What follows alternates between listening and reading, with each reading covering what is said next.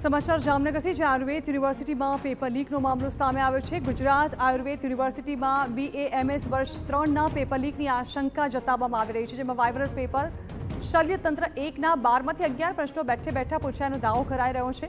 નવા સિલેબસ પ્રમાણે 5 શિક્ષકો પાસે આ પેપર તૈયાર કરાવાયા હતા। 2000થી વધુ પરીક્ષાર્થીઓ રાજ્યની 26 કોલેજોમાં આપી રહ્યા છે પરીક્ષા। ત્યારે સમગ્ર મામલે યુનિવર્સિટીએ 3 અધિકારીઓની તપાસ કમિટી બનાવી છે। આ રિપોર્ટ બાદ જવાબદારો સામે કાર્યવાહી કરવા અંગે કોલેજ તંત્રએ નિવેદન આપ્યું છે।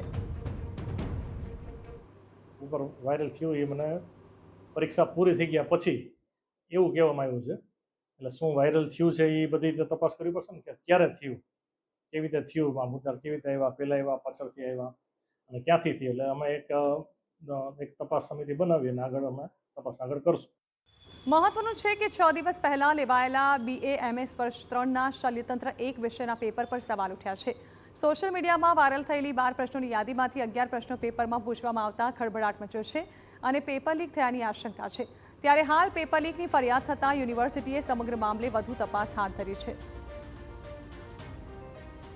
બધા કોલેજોમાં એક પણ એ વિશે ધ્યાન દોરીને કે ભાઈ જે લોકો વિદ્યાર્થીઓ એની સાથે જોડાયેલા હતા અથવા કોઈ અધિકારી જોડાયેલું હશે આ કૌભાંડની અંદર, તો એને જે કમિટી બનાવી છે એના દ્વારા એક્સપોઝ કરવામાં આવશે અને યુનિવર્સિટીના એક્ટ અને રૂલ્સ રેગ્યુલેશન હિસાબે એના ઉપર શિક્ષાત્મક કાર્યવાહી કરવામાં આવશે।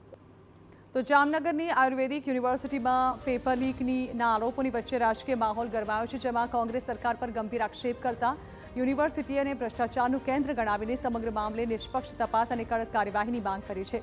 તો બીજી તરફ ભાજપે કોંગ્રેસના આરોપોને ફગાવી દીધા છે। ભાજપનું કહેવું છે કે રાજ્યમાં પેપર લીક અટકાવવા માટે વર્ષ 2023માં કડક કાયદો અમલમાં મુકાયો છે, જેમાં દોષિતો સામે રૂપિયા 10 લાખથી 1 કરોડની કિંમતનો ભારે દંડ અને 3 થી 10 વર્ષની સજાની જોગવાઈ છે।